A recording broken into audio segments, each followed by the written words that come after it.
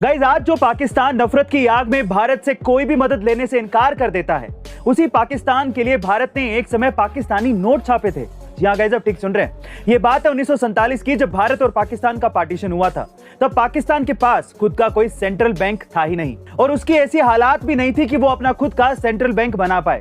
तभी भारत का आरबीआई पाकिस्तान के लिए पार्टीशन के 8 महीने बाद तक भी पाकिस्तानी नोट छापता रहा। आरबीआई ने ही उनकी करेंसी बिल्ड की, पर उस नोट पर गांधी जी की नहीं बल्कि किंग जॉर्ज की फोटो हुआ करती थी।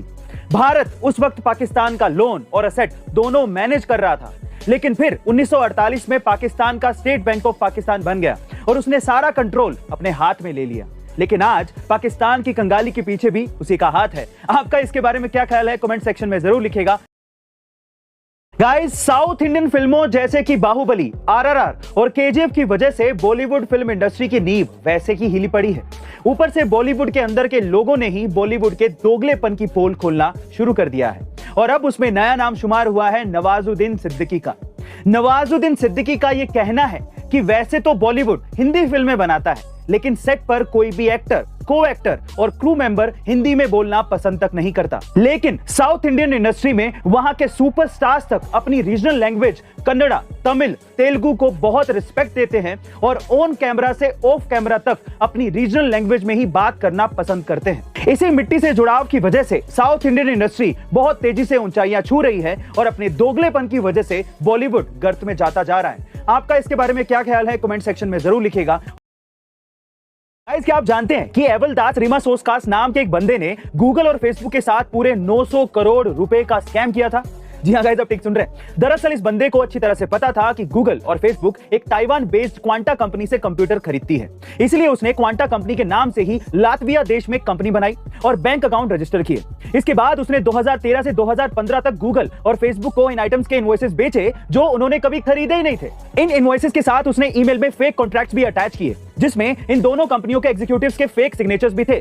जिससे हुआ ये कि उसने 2 सालों के अंदर ही गूगल के साथ 150 करोड़ और फेसबुक के साथ करीबन 750 करोड़ रुपए का स्कैम कर दिया। लेकिन जब गूगल और फेसबुक को इसकी भनक लगी तो ये अमाउंट स्कैन के बाद डिटेक्ट हो गया, जिसके बाद उस बंदे को जेल जाना पड़ा। गाइस, सोचिए, जब इतनी बड़ी टेक कंपनियों के साथ स्कैम हो सकता है तो किसी भी कंपनी के साथ ऐसा हो सकता है। अगर आपके साथ भी ऐसा कुछ हुआ हो तो कमेंट सेक्शन में जरूर बताइएगा।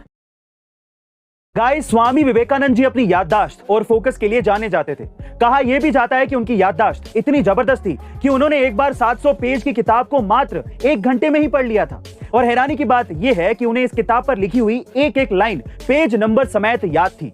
जब उनसे यह पूछा गया कि यह कैसे पॉसिबल है, कैसे मुमकिन है, तो स्वामी जी का जवाब था कि एकाग्रता की शक्ति है, means the power of focus. Guys, अगर आप भी इस पावर के बारे में जानना चाहते हैं तो you must read the power of focus. आप इसकी ऑडियो बुक कुकू एफएम पर भी सुन सकते हैं। इसके साथ ही कुकू एफएम पर 3000 से ज्यादा ऑडियो बुक्स और 1000 से भी ज्यादा आर्ट्स की कंटेंट लाइब्रेरी अवेलेबल है, जहां आप किसी भी रीजनल लैंग्वेज में कहीं भी और कभी भी और कोई भी ऑडियो बुक सुन सकते हैं। वहीं अगर आप इसके प्रीमियम सब्सक्रिप्शन को लेना चाहते हैं तो आप यूज कर सकते हैं A2M50 कोड, और उस पे आपको 50% तक डिस्काउंट मिलेगा। लेकिन याद रहे, ये ऑफर सिर्फ पहले 250 यूजर्स के लिए ही है, तो जल्दी कीजिए और अपनी कुकू एफएम की ऑडियो लाइब्रेरी की जर्नी को शुरू करिए।